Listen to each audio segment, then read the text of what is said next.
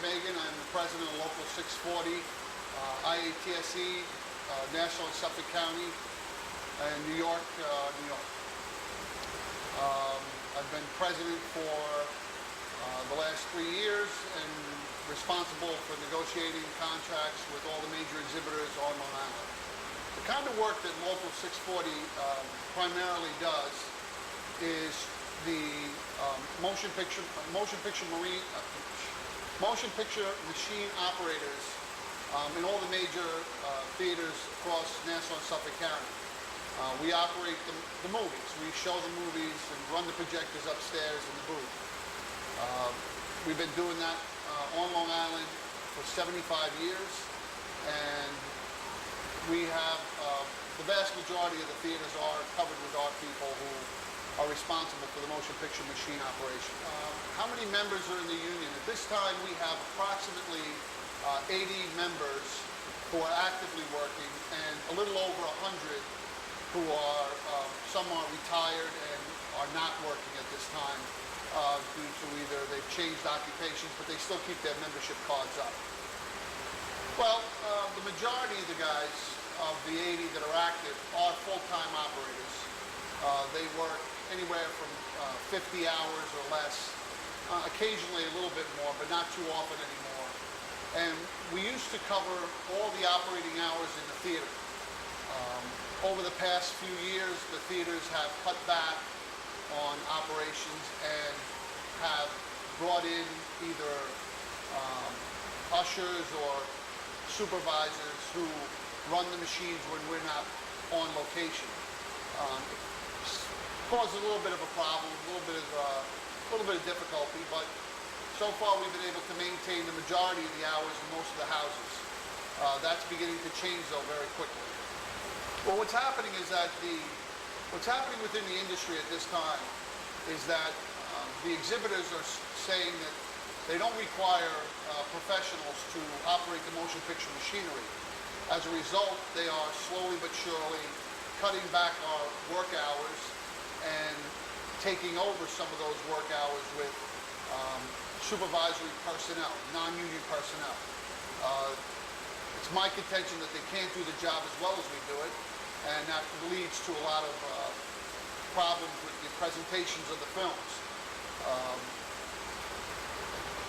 What's happening now is, as we negotiate newer and newer contracts, they have decided, again, to cut back, and as a result of that, we get less hours each contract until they eventually are going to phase us out. Part of their reasoning is that digital is imminent, it's coming. It's a different method of projecting. Instead of using 35mm film, they use digital operation. And they say it no longer requires having a film threader or motion picture machine operator. I tend to disagree with that. I think that they're still going to need competent people to operate the digital. The film distribution industry making any money? I would say that they're making a lot of money. I can't say for certain. I mean, they'll cry poverty, but I think that we've seen record-breaking sales on films that have been released. They're very quick to tell us how much money they make every week on a new film. I believe that they're making money. Well, what they're trying to do at this point is to eliminate the union operators. They know they need somebody to do this work, but they would rather pay non-union personnel who they feel can thread the machines, even though they can't maintain them or take care of them. They would rather pay somebody a lower minimum wage rate than to pay a professional like myself a going rate or a living wage, so that we can take care of all their problems and all the services they require. But the question is it right to move on to digital and forget about the worker, the projections? Who have built them up over the years? Absolutely not. I think, I don't know whether they have I don't know if they have a responsibility, but the point is that the work is there. And the reason that they're trying to eliminate our positions is because we're unionized, not for any other reason. It's not because they're unhappy with our work. It's not because we're so expensive. It's simply because we're unionized. But even if they don't use unionized, they will have to use other guys. Are you saying that they will pay them some wages and benefits? They probably would not pay benefits. They would hire them at part-time. What they do is that they hire somebody at minimum wage to thread the machines. And if they have a problem, then they call in a technician to repair the machines. Traditionally, that's our work. And that's the work that we do on a daily basis. Do you think if they had a guy in China who could program these machines and run the operation from China at a lower cost, I have no doubt that they would probably do that. Right now we're having a problem coming to a collective bargaining agreement with the Regal Entertainment Company. They have offered us a last and final offer. Our membership collectively voted it down. We rejected it because it incorporated tremendous cuts. It asked us to lose a lot of working wages, a lot of jobs. We turned it down. I thought it was the right thing to do to turn it down.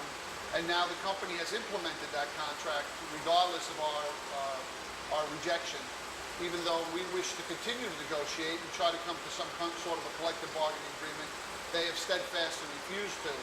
And at this point, they've implemented their last and final offer, and we've been forced to remove people from jobs that should be covered by union people. I don't know what our next move is going to be at this point. That will be up to the membership. But at this point, we're working and grieving is what it's called. It's basically a work and grieve situation. What's an average job like for a projectionist? Right. Things have changed over the last 20 years with the influx of automation. It's made it possible for one man to set up and run a multiplex theater by himself. We have locations that run up to 17 screens. One man runs all 17 screens. In the location that I'm in, I run 10 screens. It keeps you pretty busy. It keeps you going. It's basically just the maintenance, keeping things maintained and threaded up for the public to keep it on schedule. And then the computers usually start.